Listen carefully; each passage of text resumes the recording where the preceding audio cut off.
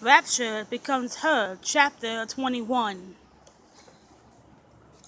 The Ram's Head was a handsome brick and timber building built within the last half-century, situated at the edge of a country lane that led to the intersection of two main roads, one leading to Brighton, the other to Tunbridge Wells, and from there to London.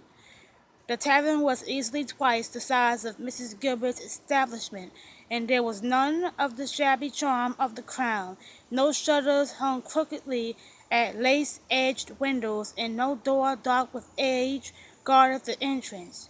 Barnaby hated the place on sight, from the raucous sounds that spilled from inside out onto the road. It was obvious that the Ram's Head did a rousing business. There were several horses tied to the oak rail in front of the inn, and along with Lamb and Luke, Barnaby dismounted and tied his horse. Entering the Ram's Head, they were assaulted by drunken laughter, loud conversation, and a firm of smoke drifted above the crowd.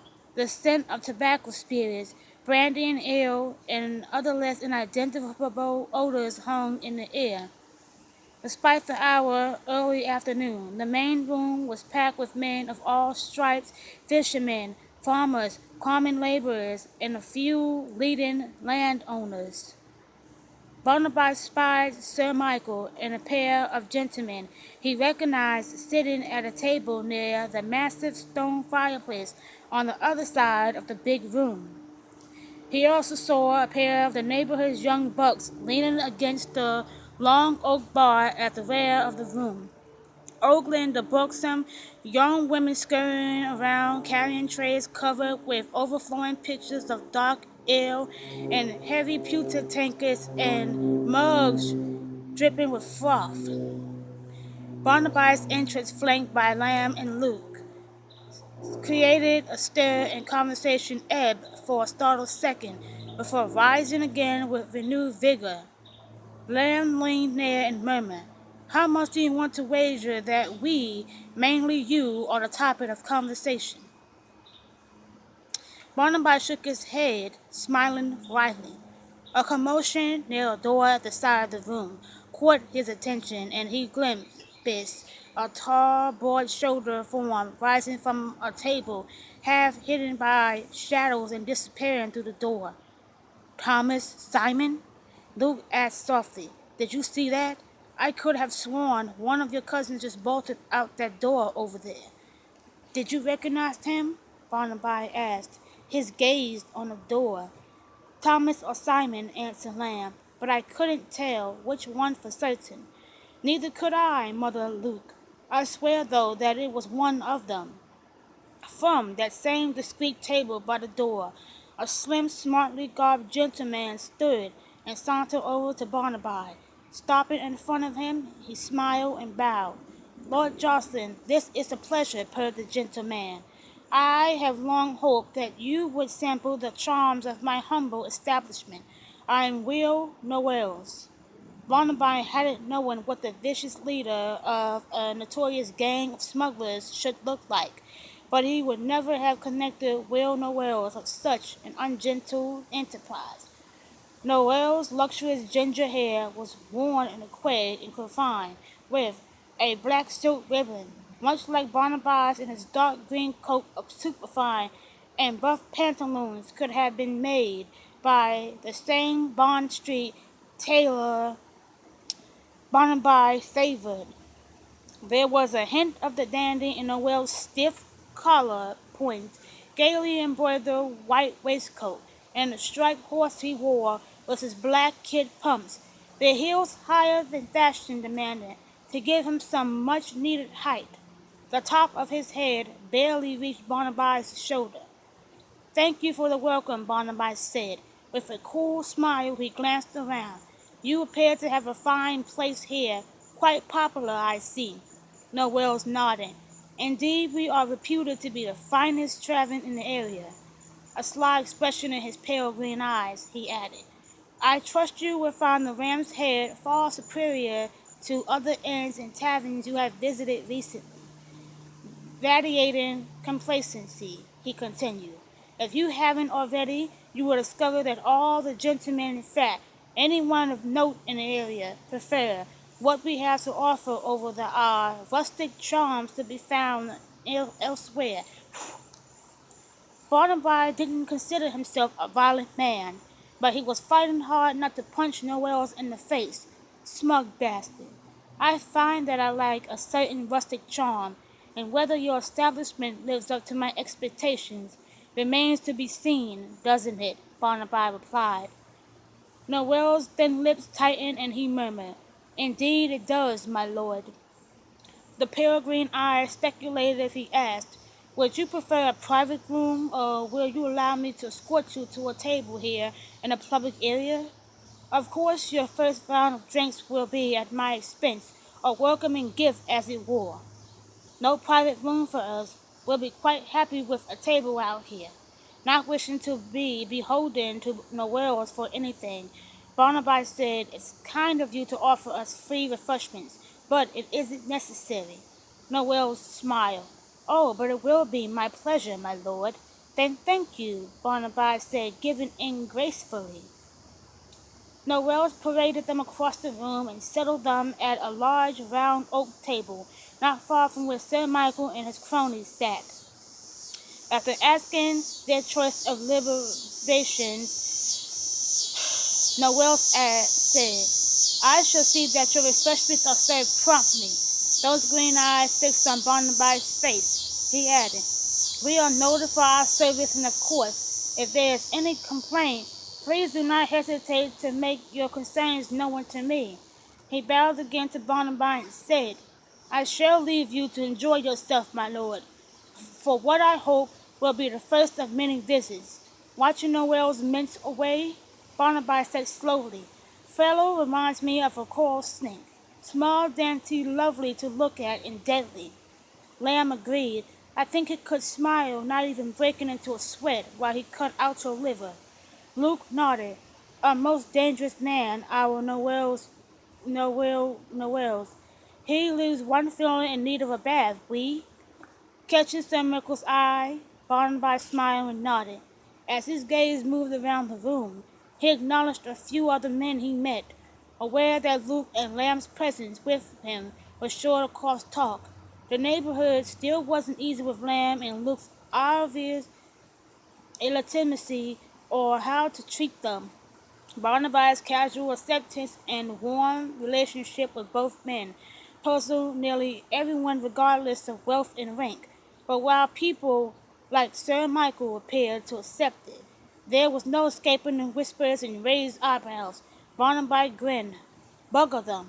The three men said little until after their tankards of ale had been served by a dark-eyed wench whose low-cut brows gave an enticing view of her impressive bosom, placing down a pitcher full of rich dark ale.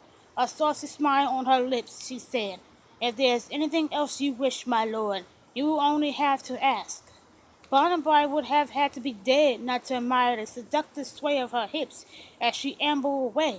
But after an appreciative glance, deciding he much preferred his wife's trim little buttocks, his eyes turned to Lamb and Luke. Leaning back in his chair, Barnaby said, Interesting that we interrupted a meeting between one of the cousins and the smooth Mr. Noel's, isn't it? Tends to make one think the mysterious London backer might just be one of them. Even more interesting is the fact one of my esteemed cousins is in the area, but has neglected to pay a call at Windmere. I wonder why.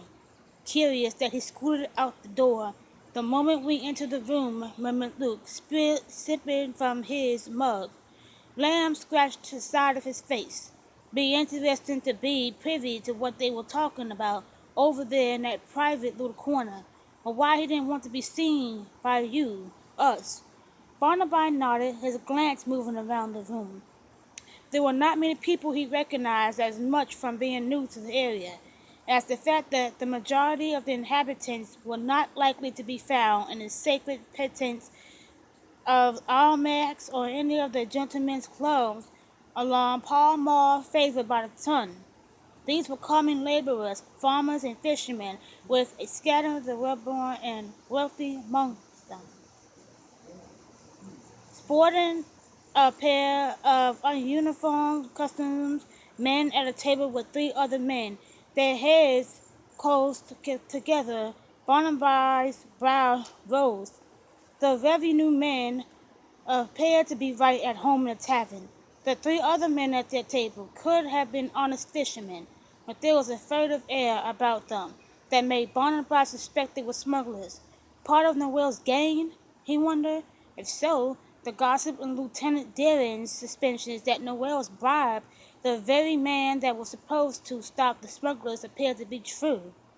Barnaby recognized no one here that he'd ever seen at the Crown, and he thought it odd that, with Mrs. Gilbert's tavern closer to the waterfront, that more of the fishermen wouldn't have patronized her place rather than traveling the extra miles out to the Ram's Head.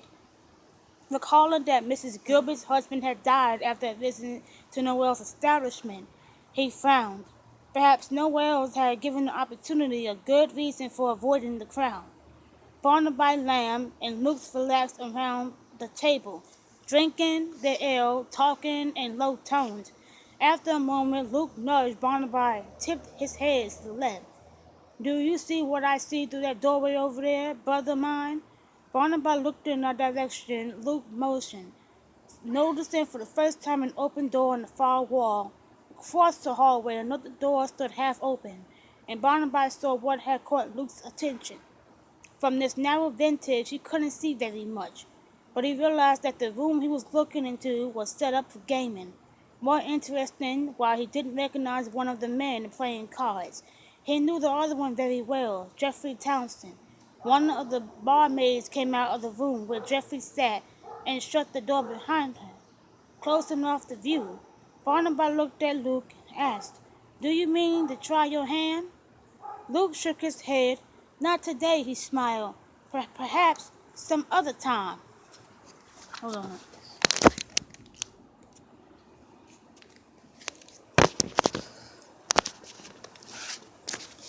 Unobtrusively, the three men continued to assess and track the area. Most of the patrons they dismissed as being precisely what they'd seen, gentlemen of leisure or honest, hard-working men, enjoying a tipple or two on a rainy afternoon. But eventually, Barnaby's gaze fixed on a group of tough-looking brutes hunched over a table across the room.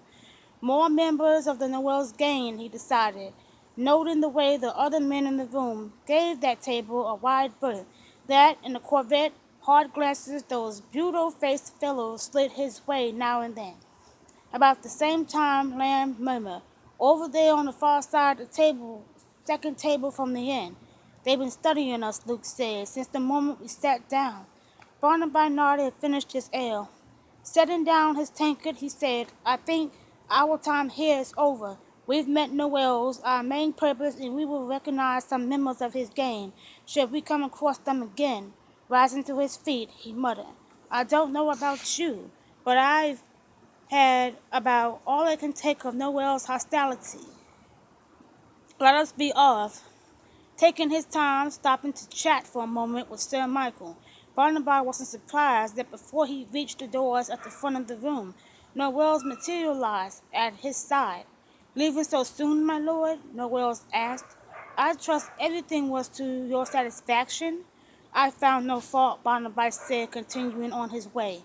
Her touch stopped him, and he looked down to see Noel's dainty white hand on his arm.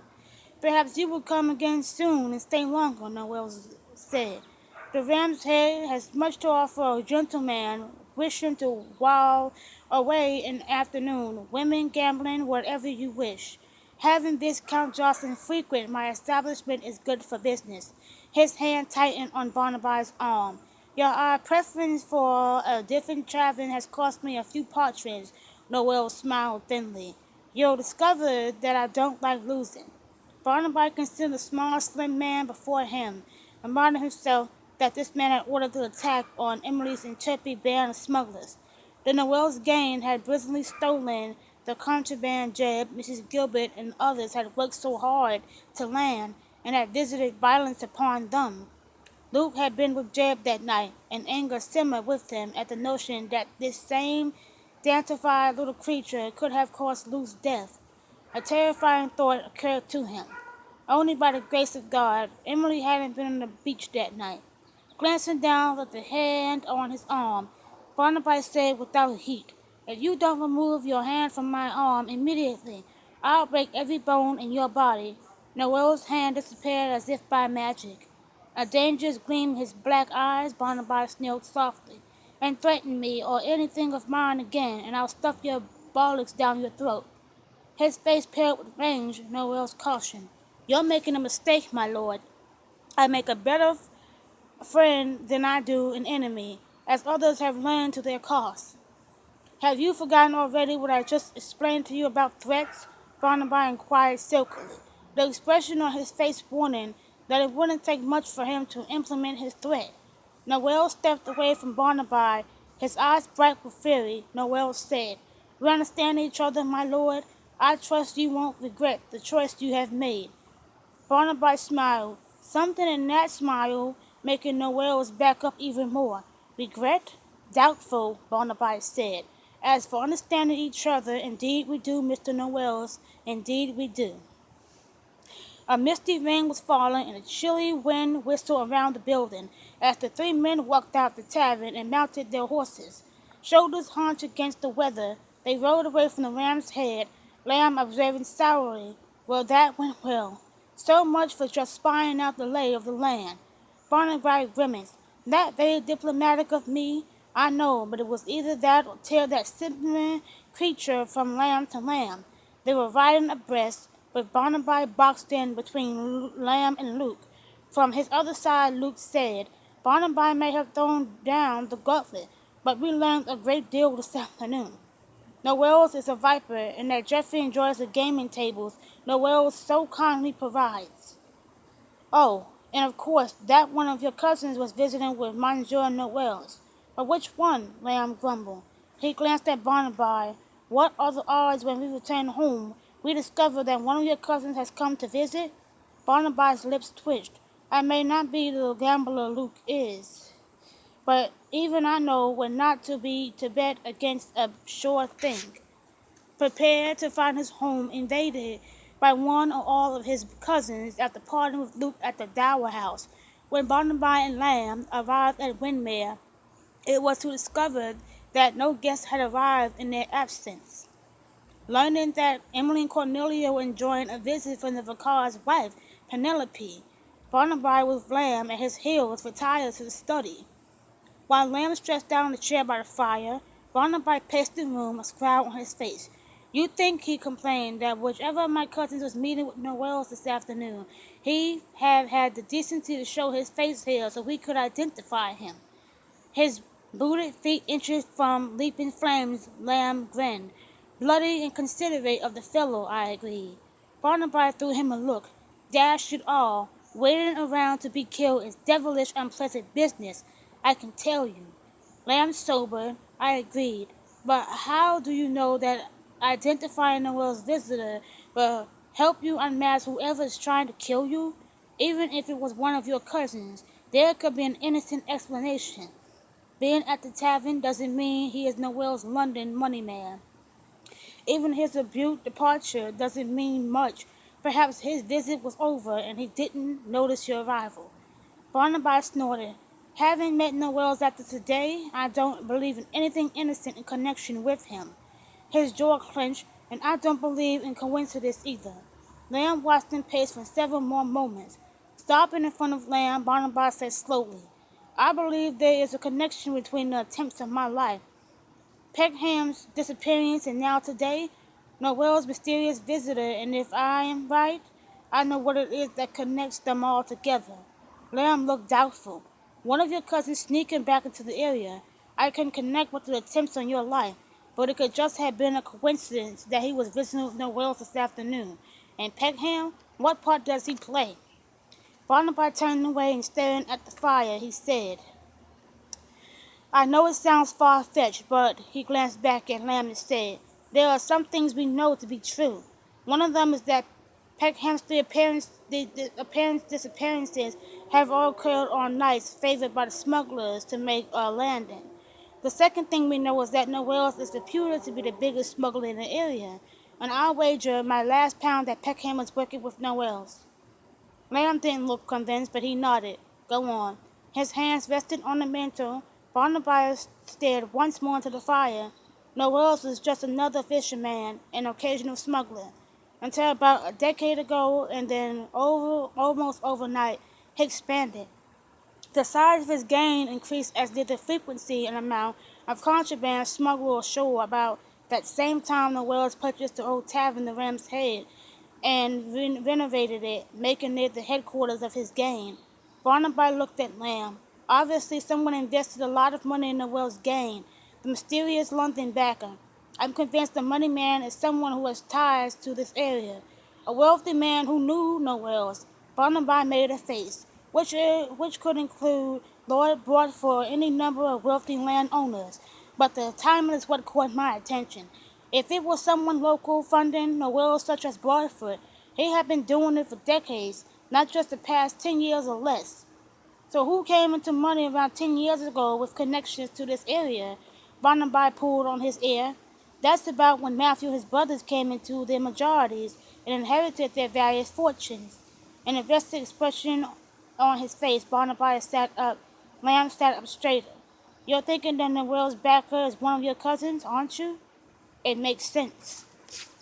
Even if one of them is Noel's backer, what does that have to do with Peckham and, more importantly, killing you? Lamb demanded. You haven't gone back to thinking that Matthew's behind the attacks, have you? That he wants the title at any cost? And if not him, what? Thomas is willing to kill you and his other brother to gain the title? Or Simon is willing to kill you and both brothers to inherit? That's madness. Yes, I agree, Barnaby said.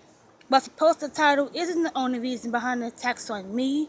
Suppose the other reason has to do with Peckham and Winmere itself. Lamb stared at him, turning the idea over in his head. If Winmere is at the root of it, there must be something here that is useful to the smugglers, he said thoughtfully, and it has to be connected to Peckham's disappearances. Barnaby knew the moment Lamb made the exact connections he had. Lamb's eyes widened, he jerked upright, exclaiming, Tunnel's secret passages. Excited, he bent forward. Of course, landing large amounts of contraband requires a safe place to conceal the goods until they can arrange transportation to London. Peckham is in on it, Barnaby said. I don't know his role, but I suspect he guards the smugglers in and locks up securely after them. I'm sure if we examine the wine cellar looking for a secret door, a lever, or whatever, we'll find how he's been disappearing and proof of our suspicions. But why kill you? Why not just continue as they have been? You're not likely to be snooping around in the bowels of the house. They can't afford to take the chance that I won't be, Barnaby said. I'm the new owner, a stranger to the area. Why wouldn't I want to inspect everything? I already know about the tunnels. Odds are I'm going to see them sooner or later. You're thinking the previous Viscount knew about the smuggling, condemned it, and if you were dead that Matthew would follow his footsteps? Something like that. I don't know if the old Viscount knew about the smuggling. I suspect he didn't. But he certainly wouldn't be poking about in some old, half-forgotten tunnels beneath a house he lived in all his life. Why would the same could be said for Matthew. Even if Matthew's not involved in the scheme, he'd be unlikely to pay any attention to the tunnels. They're not a fond memory from childhood for him.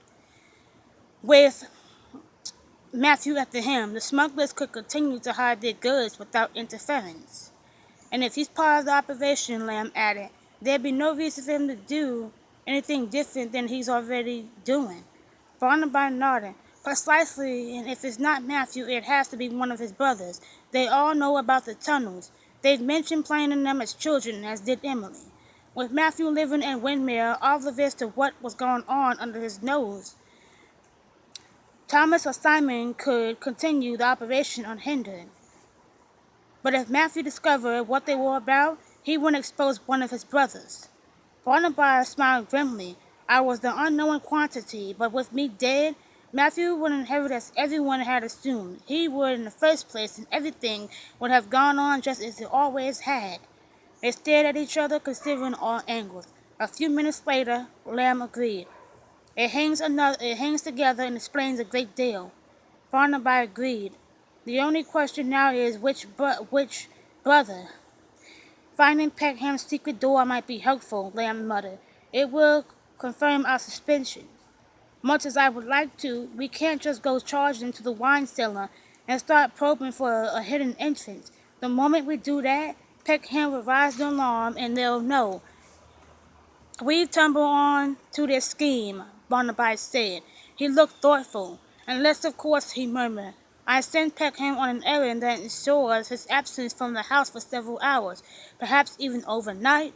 He shot Lamb a keen glance. What about the other servants? How trustworthy are they? Do you think any of them could be part of it? Lamb grimaced. Anything's possible, he smiled at Barnaby. Most of them are becoming used to me. But I am still a stranger to these people, and since I am neither fish nor fowl, that only adds to their wariness around me. I think the majority of your people are just what they seem to be, honest, hard-working folk. He paused. Some of them probably have ties to the smuggling community, but as for any actual participation, he shook his head. No. Luke has to be told, Barnaby said. He'll have some thoughts on the subject. I'm sure he has several and won't hesitate to share them with us, Lamb said drily. Rising to his feet, he added, I intended to ride over to the Dower House later and see him anyway. I could tell him then. Checking to make certain your chick suffered no setback after this afternoon, Barnaby said with a grin. Lamb reddened stiffly, he said. It isn't so long ago that he rose from his sick bed. Remember, he could have died. I don't think there's any harm in checking that he didn't overtax himself today. It was the first time he's been on a horse in weeks. Barnaby considered teasing Lamb further, but decided to have mercy on him. Of course, he said, excellent idea.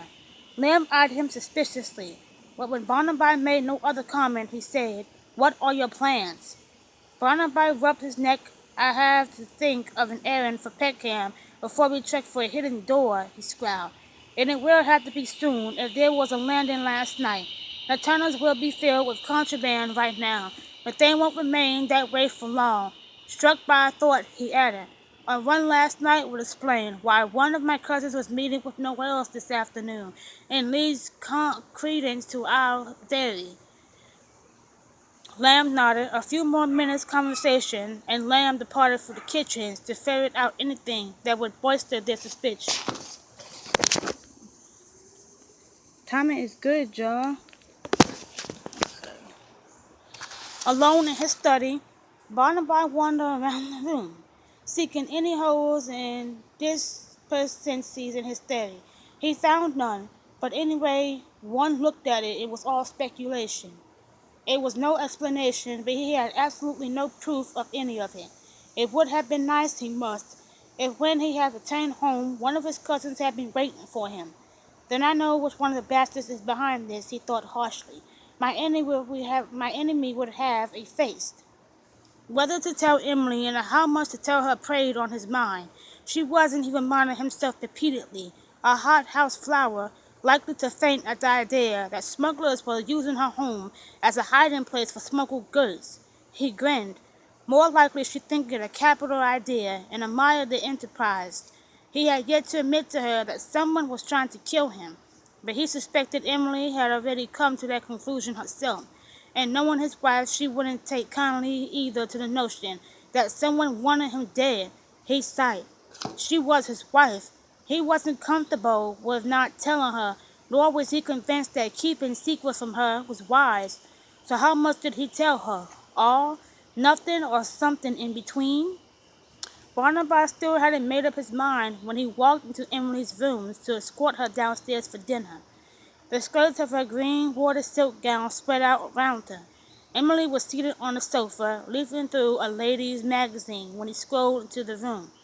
She glanced up at his entrance, her heart giving that familiar little thump at the sight of him. He looked very handsome tonight in a burgundy jacket and pale gray knee breeches. He bowed before her in an appreciative glint in his eyes. He murmured, I have never seen you look so beautiful, except perhaps when you are as bare as nature made you. Lifting her fingers to his lips, he pushed a kiss to them. And I hope to see you that way before the evening is very much older. Am I allowed to eat first? She asked, twinkling up at him. Barnaby would have preferred to continue flirting with his wife, with the compulsion to tell her what he had been about this afternoon and the conclusions he had come to nag at him. Deciding that now was as good a time as any, he sat beside her on the sofa. Taking her hand in his, he said, "Lamb, Luke, and I rode into the village this afternoon, to the Ram's Head. I met Noel's." Emily's eyes widened and her fingers tightened on his. Anxiety and unease mingled in her voice. She asked, "And why did you do that?" Barnaby made a face. It was time.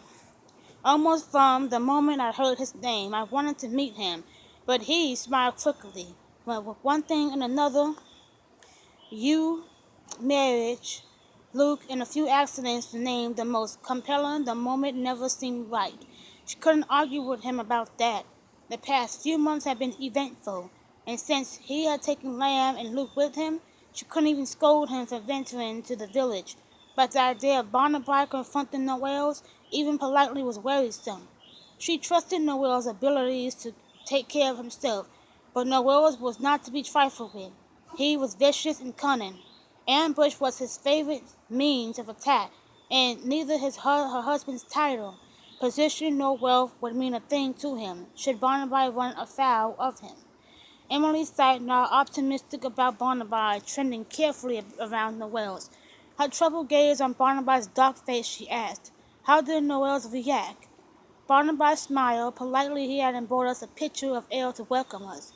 It was an enlightening afternoon. Casting him a sharp look, she demanded, "What happened?" Playing with her fingers, his gaze dropped, and he said, "It's rather a long story. Dinner can wait. Tell me." He did, holding nothing back. When he finished speaking, angry, intrigued, and dismayed all at the same time, she stared at him, turning his words over in her mind. Since he already suspected the accidents were not accidents, were not accidents, they were the least interesting part of what he told her. Frightening and not such a surprise. The incident with Noel disturbed her, and the news that one of Barnaby's cousins may have been visiting with Noel's lent credence to the rest of the story. Taking in a deep breath, she said calmly, "I agree, it was an enlightening afternoon." He smiled. "No scold? Would it make any difference?" she asked with an arched brow. "No, but you might feel better." Emily snorted. "The only thing that would make me feel better is identifying which one of your cousins is behind this and putting an end to it." Her thought struck her and she murmured, "Of course, being rid of Peckham will be a nice bonus." She lowered her lashes. "And if you told me about Peckham in the first place, I could have shown you the entrance into the tunnels from the wine cellar ages ago." "You know where it is?" he demanded, excitement gleaming in his eyes. "Yes, the entrance and most of the tunnels." She looked thoughtful. "I haven't been there since I was a child, but I'm sure I remember the layout. There's more than one tunnel. Some are smaller than others, and they angle off in all directions. Some of the reasons, as children, we like to hide and play in them." She flashed him a mocking glance. "Local legend has it that the tunnels were constructed by one of your ancestors early in the last century, and that the jostling fortune is based on smuggled goods. But wasn't to be drawn," and she went on. "They would certainly be a perfect place to store contraband." She tapped her lips. "As I recall, there used to be other interests scattered about the countryside, but most of them have been filled in or forgotten. But I know where one of them is. It's located in one of your barns near the main road leading to the village. We used it as children." He shook his head, smiling ruefully. "I should have told you before now. If only I had, I'd have known all of this weeks ago." She kissed his nose. "And let that be a lesson to you." Most evenings Cornelia ate with them, but upon occasion, and tonight was one of them, she preferred dining in her rooms. Since both Barnaby and Emily felt it was ostentatious to dine in a huge formal dining room, they often ate a simple evening meal in the morning room. With Peckham hovering about, they didn't discuss the topic uppermost in their minds, but after the meal the table cleared, they lingered over coffee. They were just preparing to rise, and Peckham walked into the room, bowing. He said, "My lord, your cousin has arrived." Barnaby and Emily's eyes met.